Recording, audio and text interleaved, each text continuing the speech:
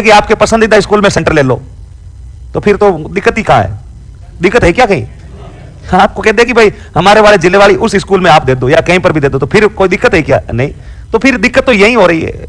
Finally ये तय किया गया, कमेटी बिठाई गई और कहा कि एक पास में गांव पड़ता बिमल, गांव का नाम क्या है? बिमल। वहां पर एक महिला थी जिसका नाम था देवली पुजारिन। क्या नाम था? देवली। देवली पुजारिन शकुन शास्त्र की ज्ञाता थी, वो भी भविष्य बताया करती थी।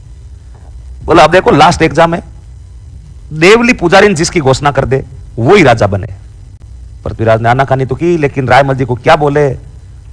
फाइनली बिमल गांव की देवली चारण इनके पास जाते हैं, देवली पुजारिन के पास जाते हैं, और देवली पुजारी ने तीनों का हाथ वाथ देकर कहा कि सांगा सांगा फाइनल है, सांगा सांगा ही सबसे ज्यादा योद्धा है। पृथ्वीराज कछवा और जगमाल दोनों भाई भाई इकट्ठे होते हैं, बोला सांगा को मारना पड़ेगा, नहीं तो राजा कौन बनेगा? सांगा। और दोनों भाइयों ने सांगा पर अटैक कर दिया। सांगा जैसे तैसे करके, बिदाजी राठौड़ नाम के बंदे थे जो सेवनी गांव के रहने वाले थे, 73 कोई उधर गांव पड़ता मेवाड़ में, उस गांव में बिदाजी राठौड़ के पास भागकर चले गए। जगमाल और पृथ्वीराज ने पीछा किया दोनों का और 73 गांव पहुंच गए। 73 गांव पहुंचे तो बिदाजी जो राठौड़ थे वो इन दोनों से युद्ध करते हैं, पृथ्वीराज से और किससे? जगमाल से, सांगा की रक्षा के लिए। और बिदाजी राठौड़ जो है सांगा की रक्षा करते हुए कौन सी गति प्राप्त कर जाते हैं? वीर गति। उसके बाद राणा सांगा वहां से फरार होते हैं और फरार होकर पहुंच जाते हैं श्रीनगर। श्रीनगर कहां है? श्रीनगर जम्मू कश्मीर वाला नहीं, श्रीनगर एक तहसील है अजमेर में।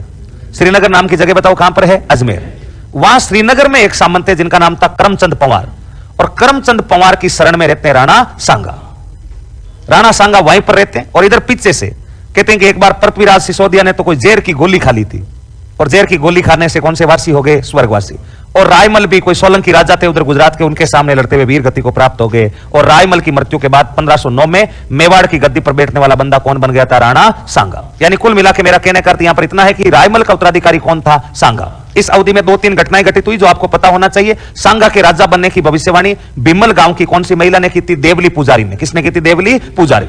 देवली पुजारिन की घोषणा के बाद सांगा के दोनों बड़े भाई नाराज होकर सांगा पर अटैक करते हैं, तो सांगा भाग करके 73 नाम की जगह पड़ती है, किसके शरण में चला गया? बिदाजी। और बिदाजी राठौड़ भी सांगा की रक्षा करते हुए जगमाल और पृथ्वीराज के सामने वीर गति पाते हैं। उसके बाद सांगा जी 73 गांव को छोड़कर श्रीनगर अजमेर में किसके पास चले जाते हैं? करमचंद। और फाइनली 1509 में मेवाड़ की गद्दी पर बताओ कौन बैठ जाते हैं? राणा सांगा।